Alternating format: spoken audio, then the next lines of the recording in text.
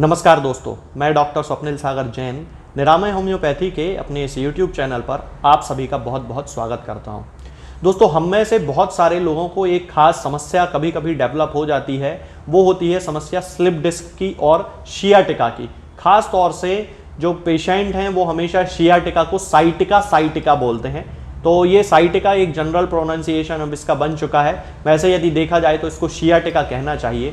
तो ये जो सियाटिका या स्लिप डिस्क की जो समस्या होती है, ये एक दूसरे के साथ काफ़ी हद तक कोरिलेटेड होती हैं। कई लोग जिनको सियाटिका की प्रॉब्लम होती है उनको हो सकता है कि स्लिप डिस्क हो, और जिन लोगों को स्लिप डिस्क की शिकायत होती है उन लोगों को तो 100% सियाटिका की शिकायत देखने को, यानी कि साइटिका की शिकायत देखने को मिलती ही है। अब ये जो समस्या होती है दोस्तों, किसी भी कारण से हो सकती है। मान लीजिए किसी को कोई भारी वजन उठाना पड़ा और उसने एकदम से भारी वजन उठा लिया, उस कारण उसको स्लिप डिस्क हो सकता है, जिसके कारण बाद में सियाटिका डेवलप हो जाए। या फिर हो सकता है कि वो कभी कहीं गिर पड़ा हो, चोट उसको लग गई हो और खास तौर से रीढ़ की हड्डी में कोई चोट लगी हो, जिसके कारण उसकी जो वर्टिब्रा थी, यानी कि रीढ़ की हड्डी के गुरिये जिन्हें कहा जाता है, उन गुरियों के बीच में एक द्रव भरा रहता है, सेमी सॉलिड मटेरियल भरा रहता है, जिसे डिस्क कहा जाता है। एक जिलेटिनस मटेरियल होता है, वो अपने स्थान से हट के बाहर की तरफ आ जाता है और नसों को दबाने लगता है। तब उस कंडीशन में भी उनको नसों के दबने के कारण स्लिप डिस्क में सियाटिका के सिम्टम्स देखने को मिलने लगते हैं। आपने बहुत सारे लोगों को सुना होगा, कई लोग कहते हैं L4 L5 में स्लिप डिस्क हो गई है। इसी कंडीशन को हर्निएशन भी कहा जाता है। हर्निएशन थोड़ा सा एडवांस हो जाता है। तो ये जो सारे सिम्टम्स हैं, होम्योपैथी में इन दोनों बीमारियों के लिए बहुत खास दवाएं उपलब्ध हैं जो पूरी तरह से इनको ठीक कर सकती हैं। इनमें से आज एक मेडिसिन के बारे में मैं आपसे बात करूंगा। इस क्रम को मैं कंटिन्यू बना के चलूंगा, धीरे धीरे आपको इसकी सारी दवाएं बताऊंगा, क्योंकि सिम्टम्स के आधार पर ही होम्योपैथी में ट्रीटमेंट किया जाता है। तो आज पहली मेडिसिन के रूप में मैं आपको बताऊंगा ग्नाफेलियम के बारे में। ये ग्नाफेलियम है मेरे पास 30 पोटेंसी में। इसका पूरा नाम होता है ग्नाफेलियम पॉलीसेफेलम। ये मेडिसिन होती है दोस्तों ग्नाफेलियम। ये सियाटिका और स्लिप डिस्क के उन केसेस में पेशेंट की बहुत ही ज्यादा हेल्प करती है और बिल्कुल अनक्वेश्चनेबल मेडिसिन है। मतलब कि एक लगभग स्पेसिफिक दवा है उन केसेस में जहां की पेशेंट सियाटिका के, साइटिका के और स्लिप डिस्क के वे केसेस जहां पेशेंट में नंबनेस आने लगती है पैरों में। नंबनेस यानी कि जिसे सुन्नपन कहा जाता है, झुंझुनी टाइप की, जिसे बहुत सारे लोग झुंझुनी कहते हैं। सुन्नपन जिसे कहते हैं पैरों के सेंसेशन को जहां पे महसूस करना असंभव होने लगता है, जिन्हें पैरों के जो तलवे हैं वो महसूस नहीं होते हैं, उंगलियां महसूस नहीं होती, काफ मसल यानी कि पिंडलियां महसूस नहीं होती हैं। तब उस कंडीशन की सबसे अच्छी मेडिसिन, अनक्वेश्चनेबल मेडिसिन मानी जाती है ये होम्योपैथिक मेडिसिनल सिस्टम में, जिन लोगों को भी इस तरह का साइटिका हो। अब पेशेंट को ज्यादातर तो राइट साइडेड साइटिका के केसेस में ये दी जाती है, लेकिन फिर भी चूंकि इसका जो मेन सिम्टम है वो नंबनेस है, तो यदि कॉन्स्टिट्यूशनल मेडिसिन के साथ पेशेंट को ग्नाफेलियम दी जाए उसके लेफ्ट साइड की नंबनेस के लिए भी, तो भी ये अपना काम पूरी तरह से करती है। किताबों में तो राइट साइडेड खास तौर पे लिखा रहता है, लेकिन प्रैक्टिकल अनुभव मेरा ये कहता है कि लेफ्ट साइडेड भी अगर सियाटिका है और एसोसिएटेड है वो नंबनेस के साथ, तो भी ये मेडिसिन उस पर काम जरूर करती है। तो इसी मेडिसिन के बारे में मैं आज आपको पूरी जानकारी देने वाला हूं। इसके साथ में यदि हम इसके अगले सिम्टम की बात करें तो गठिया के जो केसेस होते हैं, गठिया के केसेस में भी ये दवा बहुत अच्छा काम करती है। खास तौर से वो लोग जो बिस्तर पे लेटने के साथ ही जिन्हें गठिया का दर्द तेज हो जाता है, गठिए के दर्द के साथ भी वहां पे सुन्नपन एसोसिएटेड होता है, नंबनेस एसोसिएटेड होती है, उन लोगों को भी ये मेडिसिन बहुत ज्यादा रिलीफ देती है। इसके साथ साथ इसको क्रॉनिक मस्कुलर रूमेटिज्म की बड़ी शिकायत होती है। यदि इसके केवल सिम्टम की बात की जाए तो इसको पूरे मसल्स में बहुत ज्यादा पेन होता है। खास तौर से जैसा कि मैंने अभी आपको बताया था कि जैसे ही वो जाके बिस्तर पे लेटता है इसको पूरी बॉडी में दर्द होने लगता है। सियाटिका का पेन इसका एग्रावेट हो जाता है। इसके साथ में इसको एंकल जॉइंट में यानी टखने में भी इसको दर्द होने लगता है, और बड़ी उंगली जिसे कहा जाता है या अंगूठा जिसे कहा जाता है, बिग टो सामान्यतः उसको कहते हैं, अंगूठे में इसको रूमेटिज्म की शिकायत होती है। अंगूठा मोड़ने में भी बड़ी तकलीफ होती है, और पैर के अंगूठे की बात कर रहा हूं यहां पे मैं, और इसके साथ साथ वहां पे पैर के अंगूठे में सुन्नपन भी आने लगता है।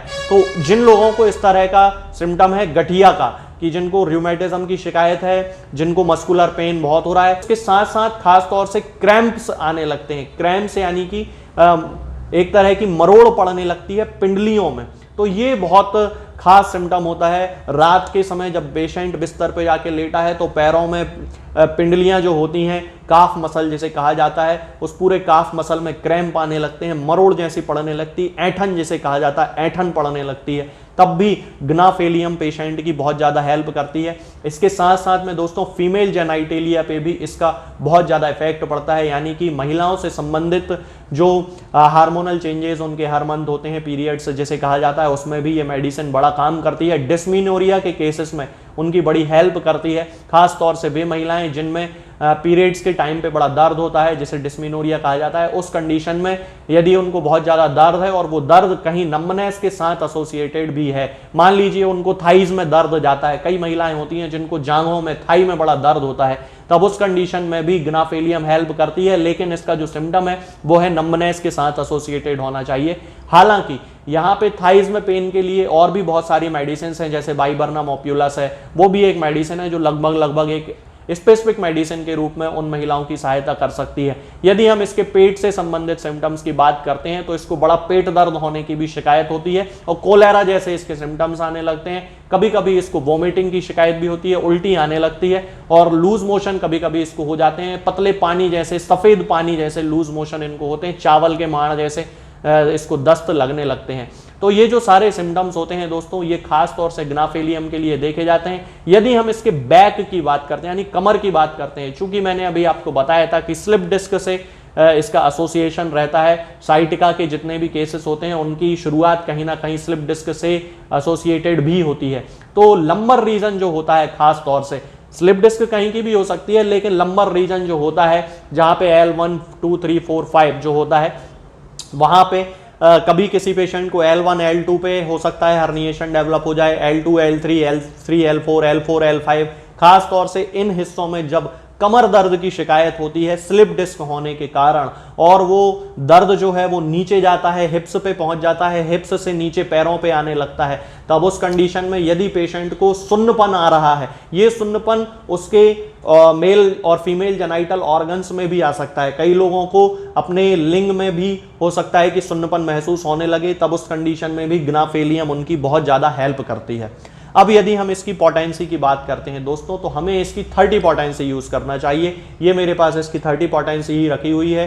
तो 30 पोटेंसी की हमें 2-2 बूंद दिन में 3 बार से इसकी शुरुआत करनी चाहिए, सुबह, दोपहर और शाम को। और इसके साथ जब हम इसको 15 दिन ले लें तो 15 दिन बाद इसके डोज को हाफ कर देना चाहिए, यानी कि केवल सुबह शाम इसको लेना शुरू कर देना चाहिए, और फिर उसके 15 दिन बाद केवल एक टाइम इसको लेना चाहिए। धीरे धीरे अंतर मिल जाता है। लेकिन यहाँ पे दोस्तों एक बात बहुत ज़्यादा जानने वाली है, और वो ये है कि हमें पेशेंट की कॉन्स्टिट्यूशनल मेडिसिन साथ में देना बहुत ज़्यादा ज़रूरी है, क्योंकि सुन्नपन आना, दर्द होना, ये तो इससे ठीक होने लगेगा, लेकिन पेशेंट को परमानेंट जैसे क्योर करना है। मान लीजिए किसी को लेफ्ट साइडेड शियाटिका है या किसी को राइट साइडेड शियाटिका है, और राइट साइडेड शियाटिका के केसेस यानी कि व्यक्ति के दाहिने पैर में जब दर्द हो रहा है, तब वहां पे उसको यदि दबाने से, प्रेशर देने से, बहुत कड़क दबाने से और गर्म चीजों की सिकाई करने से रिलीफ मिल रहा है और सुन्नपन भी आ रहा है, तो आप ग्नाफेलियम तो दे ही सकते हैं सुन्नपन को ठीक करने के लिए, लेकिन साथ में आपको मैगफॉस भी देना चाहिए,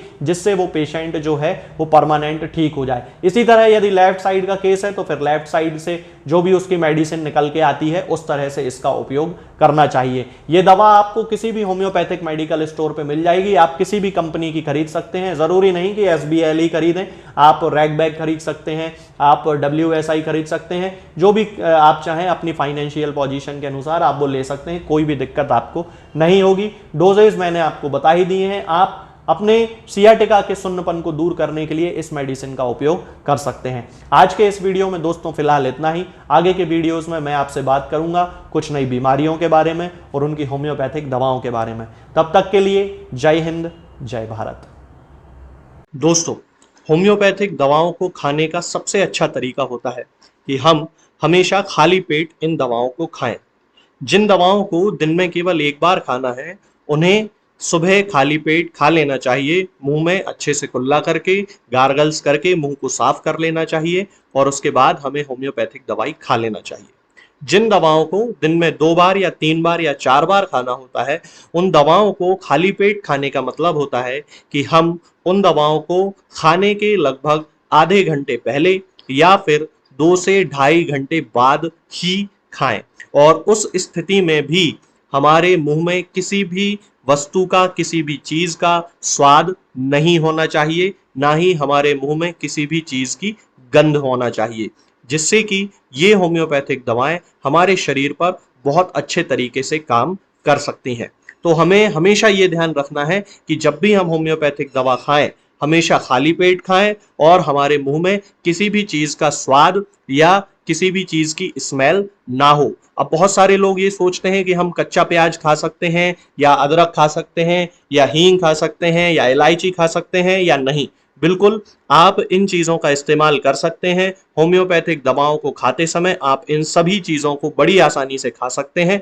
बस याद ये रखना है कि जब भी आप होम्योपैथिक दवा खाएं, इनमें से किसी भी वस्तु का, किसी भी चीज का स्वाद आपके मुंह में ना हो। यानी कि जब भी आप इन्हें खाएं तो इनके खाने से या तो आधे घंटे पहले होम्योपैथिक दवा खा लें या फिर इन्हें खाने के 2-2.5 घंटे बाद, जब कि आपने मुंह में अच्छे से कुल्ला कर लिया हो, अच्छे से गार्गल्स कर लिए हो, तब इन होम्योपैथिक दवाओं को खाएं। तो आपको हमेशा होम्योपैथी के सबसे अच्छे रिजल्ट देखने को मिलेंगे। लोग गलती यही कर देते हैं कि वो प्याज खाना छोड़ देते हैं, कच्चा प्याज, लहसुन, अदरक, हींग सब खाना छोड़ देते हैं, लेकिन फिर भी उनको मुंह में सफाई ना होने के कारण होम्योपैथिक दवाओं का अच्छा रिजल्ट देखने को नहीं मिलता है। ये होम्योपैथिक दवाएं आपको किसी भी ऑनलाइन फार्मेसी पर या आपके घर के नजदीक किसी भी होम्योपैथिक मेडिकल स्टोर पर बड़ी ही आसानी से उपलब्ध हो जाएंगी। ये दवाएं हर होम्योपैथिक फार्मेसी पे उपलब्ध होती हैं, हर ऑनलाइन फार्मेसी पर उपलब्ध होती हैं, इसलिए आप वहां से इन दवाओं को प्राप्त कर सकते हैं। निरामय होम्योपैथी क्लिनिक से ना ही किसी मरीज को कोई दवा बेची जाती है और ना ही कोई दवा भेजी जाती है। इसलिए अपने नजदीकी होम्योपैथिक मेडिकल स्टोर या ऑनलाइन फार्मेसी से ही इन दवाओं को प्राप्त करें।